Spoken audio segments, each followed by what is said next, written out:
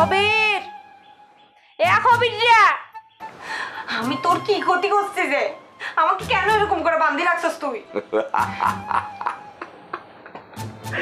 ক্ষতি করবি তুই আমার ক্ষতি করবি এই তল্লাটে কে আছে যে এই খবির লেখেলের ক্ষতি করে? তুমি ক্ষতি করছো আমার বসের। আমি তোর বসের কোনো ক্ষতি করিনি। সে আমাকে বিয়ে করতে চাইছে আর আমি তাকে রিফিউজ করছি। এটা কি আমার অন্যায় হয়েছে? ন্যায় অন্যায় কিচ্ছু বুঝি না। অর্ডার পাইছি, অর্ডার পালন করতেছি। তোমার বান্ধে ফেলাইছি। যার নুন খাই এই খবির লেঠিয়াল শুধু তারই গুণ খাই। লজ্জা লাগে না? আজকে যদি আমার জায়গায় তোর নিজের বোন হইতো আর তোর বোন রেখে এরকম করে বাঁধি রাখতো, তোর কি একটু গায়ে লাগতো না? কষ্ট লাগতো না তোর? সহ্য করতে পারতি?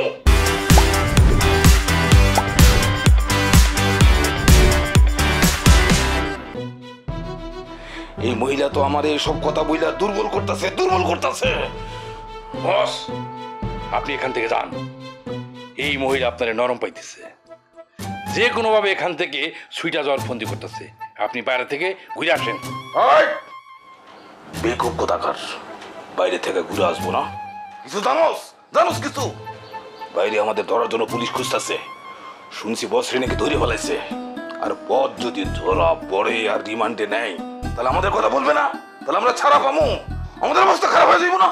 তাই ভাবতেছি আজ রাতের মধ্যেই এই মহিলারে নিয়ে আমাদের নিরাপদ কোন স্থানে চলে যেতে হইব।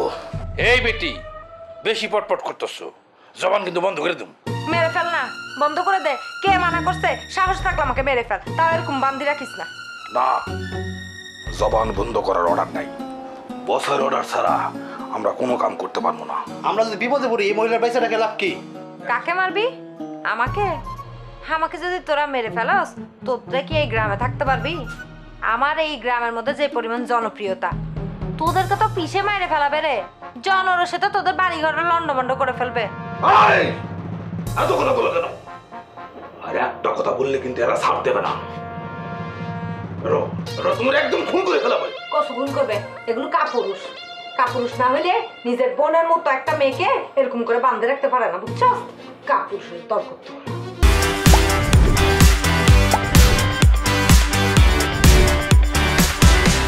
পারুল, অনেক হয়েছে, অনেক দোকানদারি করলা সাহেব, বাদ দাও।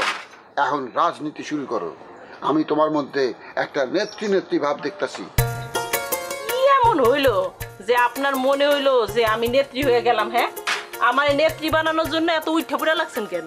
তুমি মিতার সাহস নিয়ে লেবু সাহেবের বিরুদ্ধে মামলা করছো। সেই মামলায় সে এখন লাল ঘরে বসে পচা রুটি আর হালুয়া খাইতেছে। আরে আমি কিছু করি নাই, যা করার মিতা আপাই করছে। আমি আমি শুধু তার সাথে ছিলাম। কিন্তু রমজান ভাই, এই যে লেবু সাহেবরে ধরায় দিলাম, তাতে তো কোনো লাভ হইলো না। আর নূপুর আপনারা তো খুঁজেই পাই নাই।